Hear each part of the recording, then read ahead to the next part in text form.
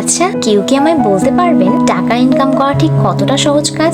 আসলে কি খুব সহজ একটা কাজ? আপনারা জানেন, আমার না উচ্চতা একটু বেশি ভয় করে। মানে আমি সামান্য উঁচুতে উঠলে আমার মনে হয় আমি এখনই পড়ে যাব। সেই আমি মানুষের বাসায় গিয়ে ধুলা বালি ময়লা আবর্জনা উচ্চতা কোনো কিছু তোয়াক্কা না করে শুধুমাত্র নিজের ভালো লাগার নিজের পছন্দ লাগার কাজের দিকে ফোকাস করি।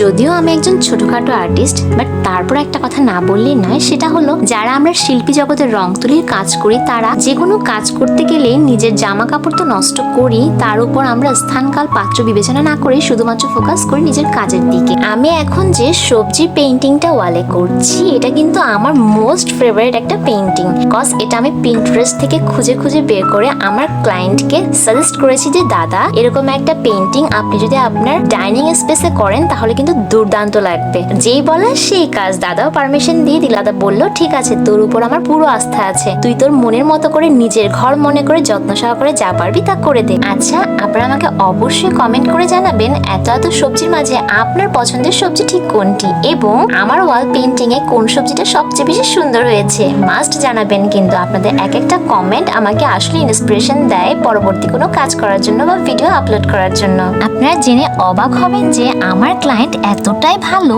সে দেওয়ালে শুধুমাত্র প্রাইমারি লেভেলে কালার দেওয়ার পর আমাকে এসে বলছে, স্নেহা অনেক সুন্দর হয়েছে, এই দেওয়ালে মনে হয় না আর কিছু করতে হবে, এবার তুই অন্য দেওয়ালে অন্য কিছু এঁকে দে। কিন্তু দাদাকে আমি কি করে বোঝাবো যে না দাদা, এখন এখানে ডিটেলিং করা বাকি আছে, অনেক শেডিং করা বাকি আছে। তো আমার আর্টের সবচেয়ে পছন্দের কাজ হচ্ছে এই যে অন্যের ঘরের দেওয়ালে নিজের নাম লিখে আসা। একদম আমার সেই ভিডিওটার কথার মতো মনে পড়ছে। কারো দলিলে বা মনে না হোক, কারো ঘরের দেওয়ালে তো নিজের নাম লেখা থাকবে। আর্টস অফ লাইফ নিয়ে আমি আরো নতুন নতুন অনেকগুলো আর্টের ভিডিও আপলোড করব। ততক্ষণ পর্যন্ত সবাই সুস্থ থাকবেন, ভালো থাকবেন এবং আমাকে বেশি বেশি করে আশীর্বাদ করবেন। নেক্সট কোনো ভিডিওতে দেখা হবে। আজকের মতো টাটা।